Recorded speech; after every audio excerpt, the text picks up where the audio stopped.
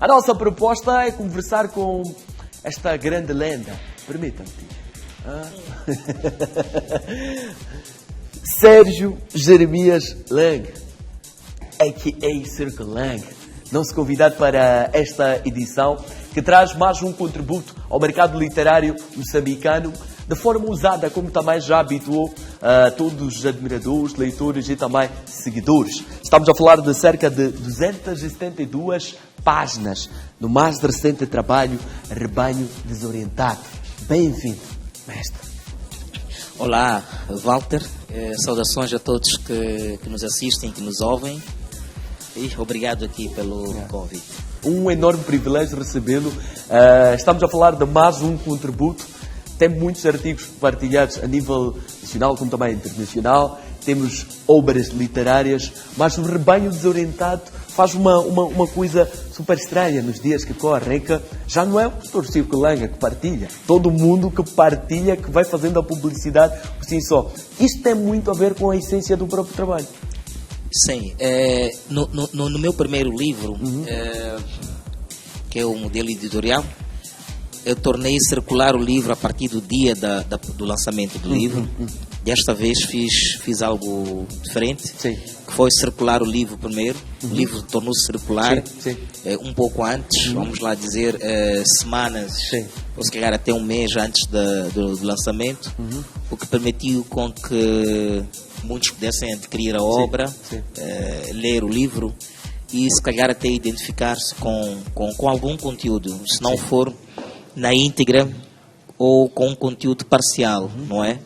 E mesmo na lógica ou na ótica daquilo que estava a perguntar, a ideia central deste livro é trazer aqui uma discussão que eu considero de utilidade neste contexto contemporâneo da janela mediática, considerando o facto de não somente Moçambique, mas quase todos os quadrantes do mundo estão expostos à janela mediática por conta mesmo da própria globalização.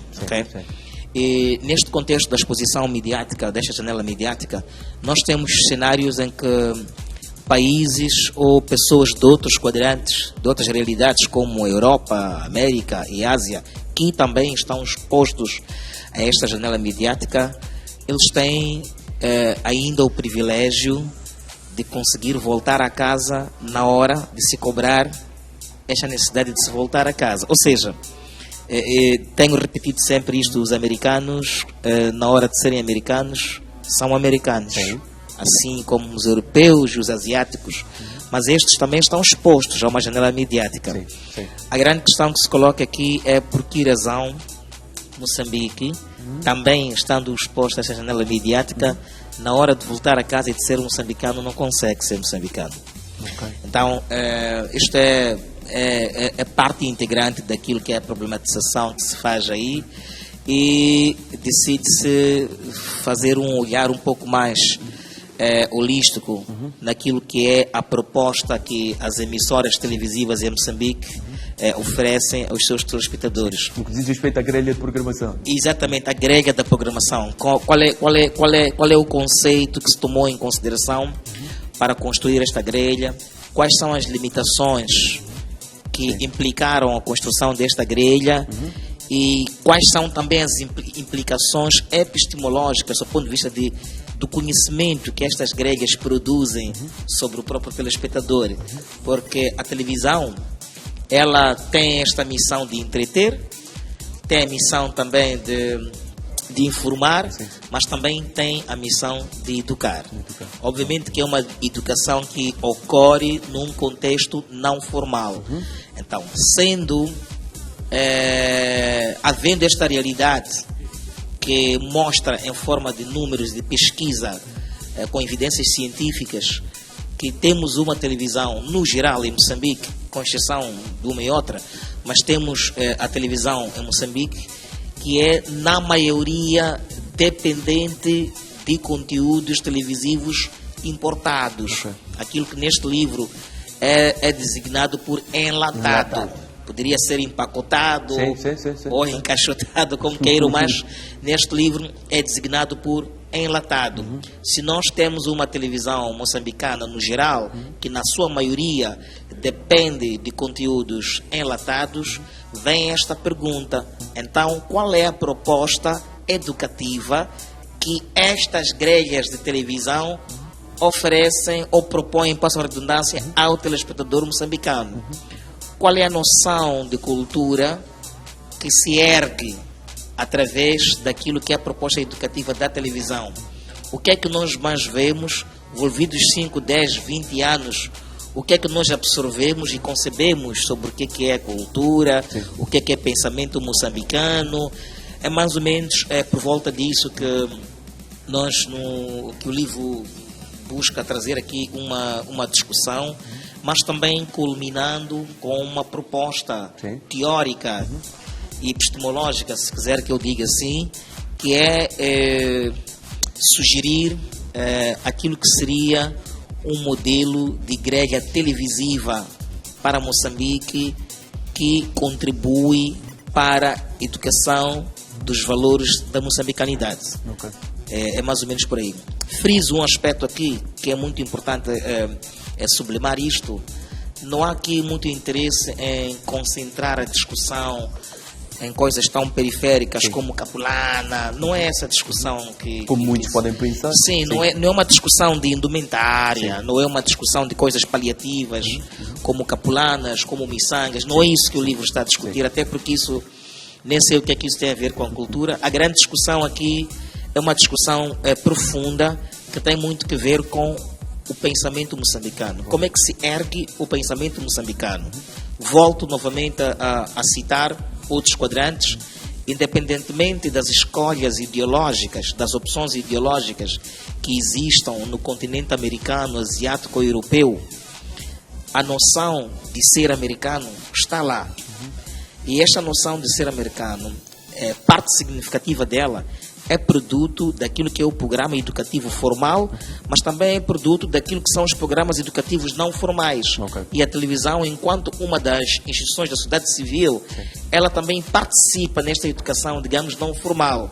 Então, é nesta perspectiva que pensamos, enquanto pesquisadores, que seria de todo importante que houvesse, primeiro, em Moçambique, dentro daquilo que é o quadro dos programas de educação formal, sabermos com alguma clareza que tipo de moçambicano nós queremos formar. Seja por via da engenharia, da agricultura, da televisão, de qualquer que seja a área, independentemente de quem seja o profissional, mas existe um lado da humanização desses profissionais, existe um lado também de construção da cidadania desses profissionais. Então, eu, enquanto engenheiro eletrotécnico, enquanto um piloto, qualquer que seja a coisa, não me devo eximir de ser moçambicano. Então, no meu processo de formação, é importante que eu seja formado, mas tendo em conta a ideia de que estamos a formar um moçambicano. E isto tem que prevalecer também em outras áreas não formais, como é o caso particular também da televisão. Então, nós podemos entreter, é muito bom entreter, podemos informar, é muito bom informar, mas é preciso pensar sempre que qualquer que seja a informação que nós partilhamos, de uma e de outra forma, essa informação faz aquilo que nós chamamos tecnicamente de mediação educativa. Então, nessa mediação educativa, que é esta janela, a pergunta que se coloca é: qual é essa proposta de educação que nós temos para o telespectador moçambicano? E temos isto neste livro? Temos isto neste livro e mais. Porque o livro, para poder chegar à compreensão sobre esses aspectos, nos mais variados capítulos que estão no livro, foi importante, em alguns capítulos, por exemplo, cavar e discutir os processos iniciais da educação em Moçambique, partindo da era colonial. Foi importante perceber como é que na era colonial como é que se manifestou a educação formal e como é que se manifestou a educação não formal. E está lá muito bem descrito, né, o contributo a participação, aliás, das escolas formais coloniais, mas também a própria participação da igreja. Bem, não vou dizer aqui qual foi, porque as pessoas precisam ler o livro, não é?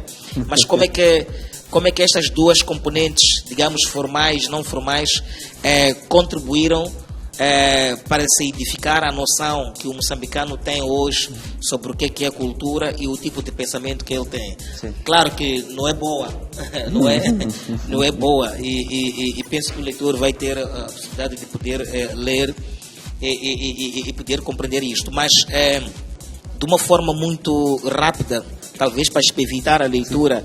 Era importante dizer que dentro deste processo educativo, digamos, colonial, o moçambicano, ele não foi preparado pelo colono para poder ter capacidade de pensar e se libertar por si só, do ponto de vista intelectual. A formação ou qualquer forma de educação que o moçambicano teve outrora foi para que ele fosse útil aos interesses do colono, ok? Então, é violento o que vou dizer agora, mas é bom que as coisas sejam ditas pelos próprios nomes. Há uma figura que é designada assimilado. Sim. Esta é uma figura que durante muito tempo, algumas pessoas, algumas já não estão em vida, gabaram-se tanto por se considerar assimiladas. Mas é preciso frisar aqui um aspecto. Um assimilado não é um motivo de orgulho, muito pelo contrário. Quanto a mim é um motivo para negar e chorar. Porque um assimilado é um indivíduo que teve que negar a si mesmo para ter acesso à existência. E tudo isso está discutido aí no livro. O que quer dizer é que quem tomou a rédea, quem tomou as rédeas, quem deu seguimento aos processos educativos em Moçambique, quem deu seguimento a todas as áreas que superintendiam a componente cultural, foram na maioria os assimilados. Então nós consideramos, eu particularmente considero que o assimilado que teve que negar a si mesmo para poder ter acesso à existência já nasce numa condição perversa, do ponto de vista cultural. Então não se pode esperar também que nós tenhamos aqui alguma genuinidade do ponto de vista cultural, não é? Sim. Bem, são questões que não são escritas para agradar as pessoas, sim, mas é importante é mesmo para gerar reflexão, sim, porque reflexão. Eu particularmente que estou aqui a falar, de alguma forma também tornei-me produto do Império. Mas se em algum momento eu julguei importante negar isso, penso que já é um passo que estou a dar para ver mais ou menos como é que posso compreender o meu passado, de onde é que eu venho, onde é que eu estou e para onde é que eu vou. Interessante. Um dado muito interessante que também chama a atenção, há uma palavra que está a circular e muito nas redes sociais relacionada a este trabalho, o rebanho desorientado, que é a moçaxiologia. Que procuramos por todo o canto, viajamos por todo o canto. O que é que realmente significa de forma resumida? Ou vamos àquela maldade de leiam um livro para saber? Não, moçaxiologia faz parte da minha contribuição teórica. É uma teoria que eu criei, ok? O termo moçaxiologia é um neologismo que faz a mescla entre dois termos, que é Moçambique, mais axiologia. Moçambique é o nosso país, obviamente, é a nossa república. A axiologia são valores culturais que eu discuto lá. Então, esta teoria é uma teoria que propõe valores culturais para Moçambique. Exatamente. Então, estamos esclarecidos. E lá no livro está muito bem detalhado sobre como é que eu faço esta proposta, sobre a forma como a televisão, no geral, deve erguer as suas grelhas. Como é que eu proponho, por exemplo, o entretenimento, olhando para os valores culturais, como é que eu proponho a informação, como é que eu proponho a componente educativa, como é que eu proponho a forma como a própria sociedade civil deve se impor ou colocar-se diante das grelhas, e como é que eu penso que os próprios intelectuais orgânicos que são formados muitas vezes pela televisão também devem se posicionar num contexto de construção da moçambicanidade.